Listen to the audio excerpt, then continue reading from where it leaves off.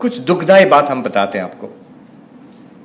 1-1.5 साल पहले मैंने देखा हार्वर्ड यूनिवर्सिटी में पॉलिटिकल प्रोटेस्ट हो रहा है। वहां तो तब लोग स्टूडेंट्स प्रोटेस्ट करते थे, ट्रंप के विरोध में ये सब होता था।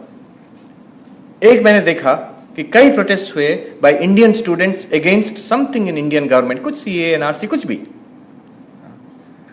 There in Harvard university. तो मैंने उन स्टूडेंट से बात किया, I spoke to them. You see, have you ever noticed किस इतने सारे देश से स्टूडेंट्स हैं वहां पर एट हार्वर्ड यूनिवर्सिटी? कभी देखा किसी देश के स्टूडेंट अपने देश के खिलाफ प्रोटेस्ट करते हैं इन इंटरनेशनल फील्ड? कभी नहीं। I never saw it and they also could not से, हाँ ऐसा तो कभी नहीं देखा। क्या उन सब देशों में कुछ गलत नहीं है? इंडिया से बहुत ज्यादा बुरा हाल है उधर, many many countries much worse. तो ये क्यों कर रहे हैं? अब क्यों कर रहे हैं? द रियल रीजन इज, ये बहुत खतरनाक रीजन है। इट्स नॉट रियली कि मैं ये पॉलिटिकल इशू को सपोर्ट करता हूं, हमारा गवर्नमेंट या कोई कुछ खराब कर रहा है उसके खिलाफ हम प्रोटेस्ट करें, दैट यू कैन डू।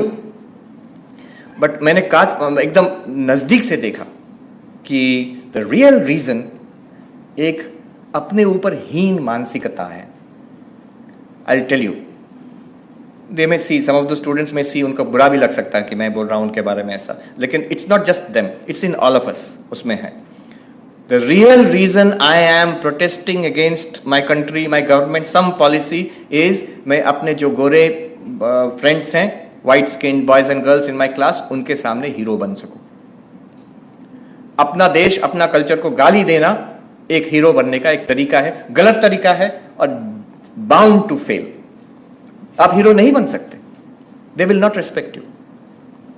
लेकिन कहीं लगता है हम इनसे नीचे हैं तो कैसे इनकी बराबरी करें।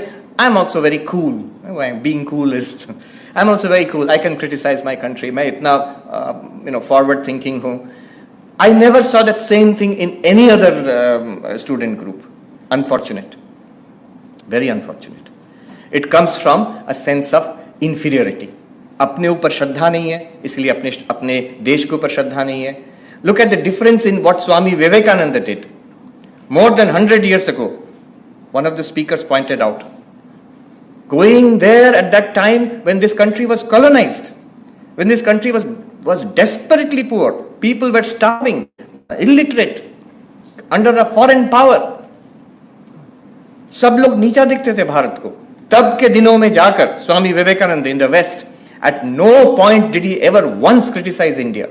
Not only that, at every time when India was attacked, he defended India fully. He did not give 1 inch of ground. And when he came back to India, he did not spare us.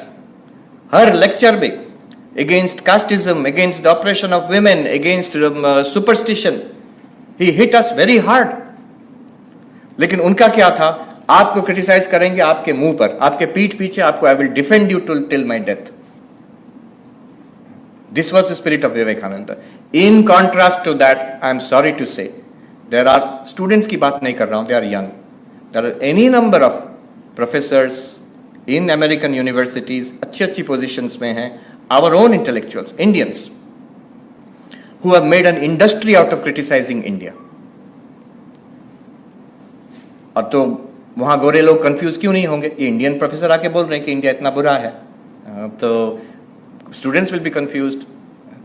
So this is something that it comes from lack of श्रद्धा.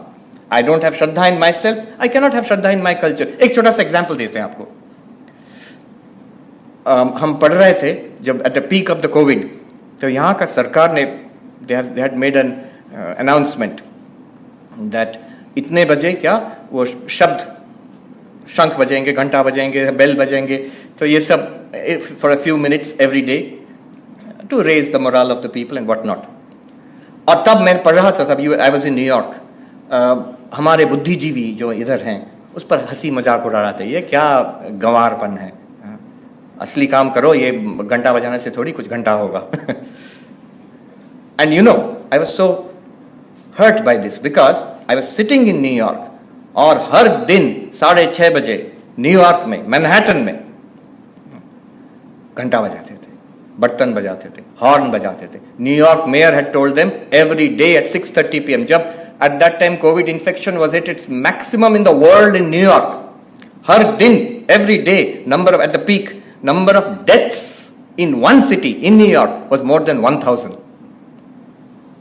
अभी भी Hudson river के तट पर there are refrigerated, बड़े बड़े trucks हैं, refrigerated trucks, उसमें क्या है? डेड बॉडीज हैं, कोई क्लेम नहीं किया है।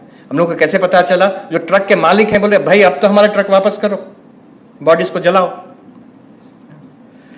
At that time, New York mayor had said, अब now my feeling is people did not know this. हम जब बताए इंडियंस को, उनको पता नहीं था ऐसा हुआ है।